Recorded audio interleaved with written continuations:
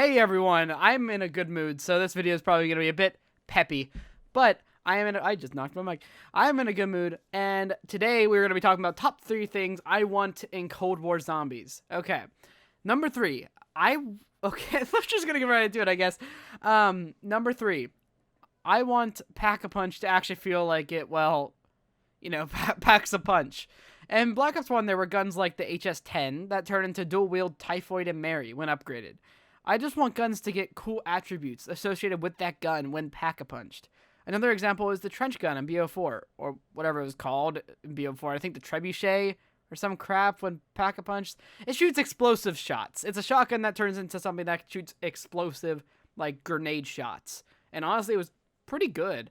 I think doing this can help people decide what guns they like, and some guns that are normally trash can end up having a cool effect pack-a-punched, such as the NX Shadowclaw or Ballistic Knife.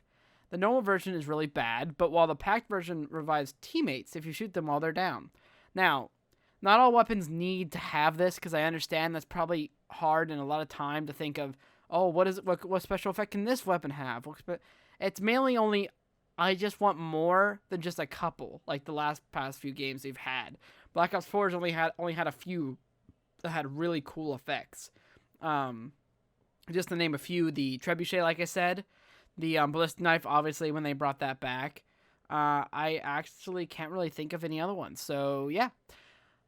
But yeah, I think Pack-a-Punch lately in the past few games have been really lackluster. Like Black Ops 3, even though I love that game, probably my favorite zombies game, I think it suffered in one main department, and that was Pack-a-Punch. Pack-a-Punch, you just did it because, like, yeah, it's going to make my gun more powerful. Yeah, sure. You know, it's like, there was no reason to really do it. That's why, like, when Gorod Crovey introduced the NX Shadowclaw, I'm like, there's a reason to do it now. You know what I mean? Like, it's just like, this gun, like, is only good Pack-a-Punch. So it's nice to have a gun that you can just put down and Pack-a-Punch, and you're like, wow, it does this? You know, like, so it's helpful to have. Unlike something like, I don't know, the KN, where you just Pack-a-Punch it and like, oh, look, automatic assault rifle, still automatic assault rifle.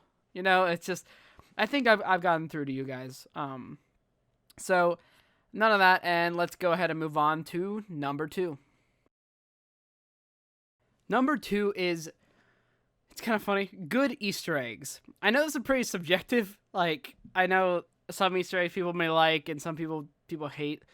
But you have to look up, like, any Easter egg where you have to look up a source, such as the Valve Step and Gorod, and the dreaded Morse code steps in maps such as Blood of the Dead, or Shaolin Shuffle if you want to count non-Treyarch maps. A few examples of recent good Easter eggs that I think are great would be Zetsubo no Shima, Der Eisendrache, Dead of the Night, 9, Ancient Evil, and Tag der Toten. Which is funny, as much crap as people give Black Ops 4, most of the Easter eggs were great, aside from Voyage Blood and maybe Alpha Omega, because I remember nothing from that map. It's such a forgettable map. I feel bad saying that, but it's not great. And whatever you can call Classified's Easter egg, you guys can't tell, I put quotations with my fingers.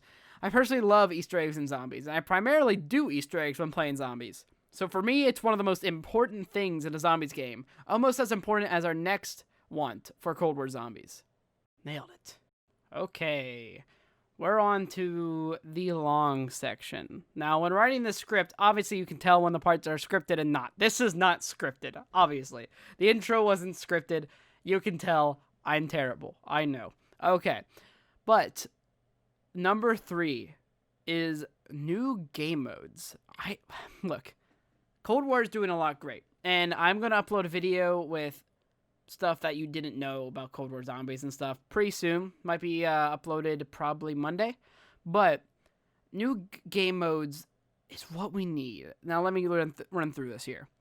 I think this is something Zombies has been missing and done poorly in all of its history. From Black Ops 2, which had, I think, the best game modes, other game modes any Zombies game has had. Grief was always fun with friends, even though it was sometimes stupid, admittedly. But I think the fun type of stupid. Turned was sadly quite forgettable, to be honest. I remember playing it and having fun with friends, but that's all I remember. I think a game mode where a player controls the zombies and this is an idea for a game mode similar to Turned.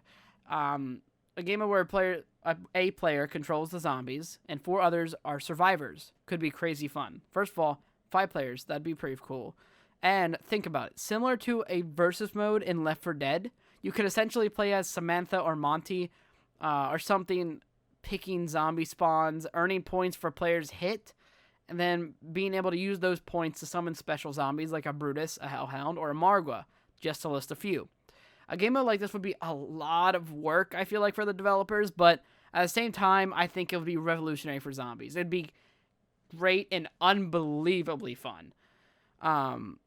And now going to Black Ops 4, actually, I want to go back on the issue there. With that game mode, like Left 4 Dead's versus mode, I assume some of you may have played Left 4 Dead's versus mode. I find it fantastic. It's fun with friends.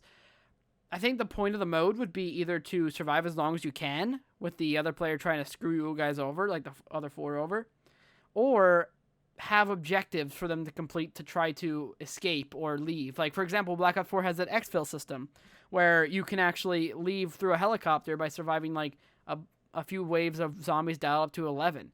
Can you imagine if that was, like, used in this sense to where they could, if once the players are ready to leave and try to, like, basically win against the person trying to screw them over, they could go and exfil to a chopper, but the person screwing them over is allowed to have, like, extra points to be able to spawn certain zombies more often. So I think that'd be very interesting and very fun. Okay. Now, going to Black Ops 4. We had a Gauntlet mode, which, we had Gauntlet, which is really fun, but needs to be tweaked, let's be honest. Because for the first time players playing a Gauntlet, many won't know certain challenge rounds later in the Gauntlet that require you to get certain things, such as a level 3 special weapon, which they might not have gotten, not knowing they needed it. Because it totally never happened to me, because I'm the best zombies player anyways. I recommend for Gauntlet to add hints in front of each mystery round challenge, and if not that, just don't hide the challenge. Simple as that. Because adding hints could still make it, obviously, a little bit of, like, mystery, so you could still be, like, surprised when it comes up. And then add it just showing them off the bat, then you don't feel like the game cheated you. You know what I mean? Like, you don't feel like it's the game's fault for not telling you that this is what you had to do earlier. So, those are just some ways to help with Gauntlet mode. Now, there's also Rush mode. Now, to be honest, I find that game mode extremely boring. I don't have any improvement tips for that, so scrapped. Okay, new game modes can add replayability and spice up the tried and true zombies gameplay. One easy game mode, and the final idea I have is Last Man Standing. Thanks, Tim Hansen. For those that live under a rock, Last Man Standing game mode was a way to play zombies invented by zombies legend Tim Hansen. Those who don't know him, I'll link a Last Man Standing video of his in the description, so check down there if you would like to check out his content, because it is great. I doubt I'd help him at all by doing that, because, Those who don't know him, I'll link him. I just read the script again. I don't care. I'm doing this in one take. I won't explain the basic concept. Go check out his video if you want to know that. But improvements Treyarch can make are obviously UI improvements, such as in the main menu of the game mode, if they have it choosable. You can put, like, pick only wonder weapons, shotguns, ARs, or snipers in the box, for example. So that's part of it.